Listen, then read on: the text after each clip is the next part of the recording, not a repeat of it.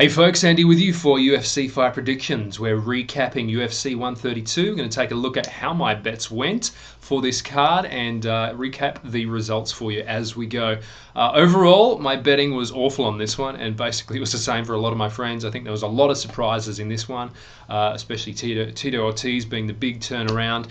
The odds out of the entire card, out of all the fights, the odds were the biggest against him, and he turned it around. So anyone who had money on Tito Ortiz would be very happy because it was something like a 4-to-1 return. So if you had $10 on Tito Ortiz, you'd be getting over $40 back, which is very impressive. So we're going to run through this I think it's out of 300 that MMA Fantasy Pool on Facebook, the app, uses. I think it's out of 300. I got 150. That's the first time I've got under 200 since I've started doing. Maybe I got a 190, but worst result I've had yet. So that's the way it goes. As soon as you put your stuff on video, then you do bad. But I'm sure I'm going to do a lot better next time.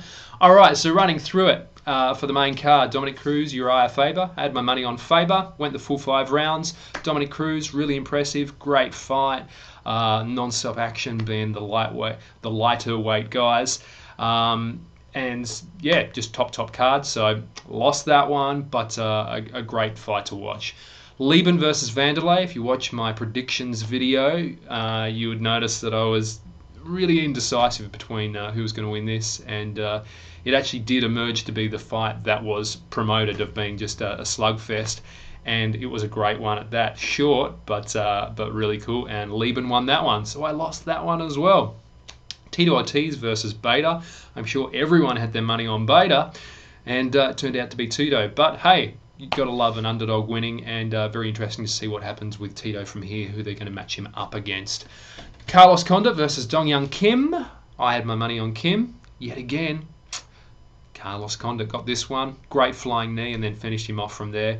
Really impressive his last few fights. He also had the knockout of Dan Hardy as well recently. So really cool prospect. Interesting to see if they give him a title shot soon, or if they stack another 1 or 2 people in front of him first.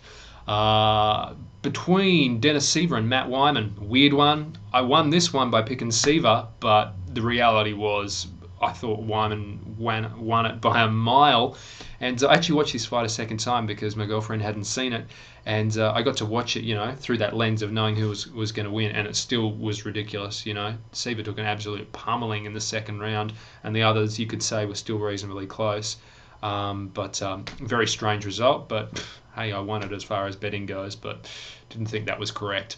Melvin Gillard versus Shane Roller. I picked this one with who, what round, and how, and it was Melvin Gillard, first round knockout. Very impressive. And the next fight, Aaron Simpson versus Brad Tavares. Same with that one. I picked that would go to a decision, and it would go to Simpson. That was the result. Brian Bowles versus Takeya Mizugaki. Same with this one. I actually didn't know a lot about it, so I kind of went a bit of a safe bet of Brian Bowles, third round decision, and that is actually how that one turned out as well. George Soteropoulos, got to have my money on the Aussie boy. Unfortunately, did not come through with the goods. Defeated in 59 seconds Rafael dos Anjos by a knockout. Very clean hook, I think it was.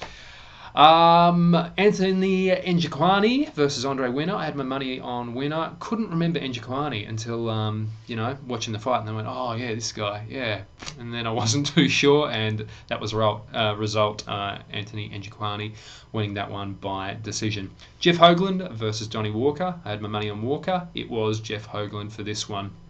So I picked 3 fights where I got the right person, the right amount of rounds, and how. I got 4 fights, which were correct picks, so about 40%, so that's pretty pathetic. But I also got correct person and how for 3 of the fights as well. So not a particularly good run on the betting for this one. None of my friends did particularly well either, so that gave me a little bit of a little bit of better feeling. So I'm sure I'm going to have a better bit of betting on the next UFC card. Looking forward to it. If you've enjoyed this vid, join me for more soon. I'll be doing my bets, putting it here, consolidating it. As always, if you can't put it on paper, you can't put it on a video, if you can't put it in writing, it doesn't mean shit. So join me on the MMA Fantasy Pool on Facebook. Just do your little search and that'll pop up, and you can sign up there. I'll have a little tutorial on how to get that going as well, because it can be a little bit fiddly in making your picks until you understand it. But give that a shot, and I'll see you for more. Be sure to hit that like button, and I'll see you on the next video.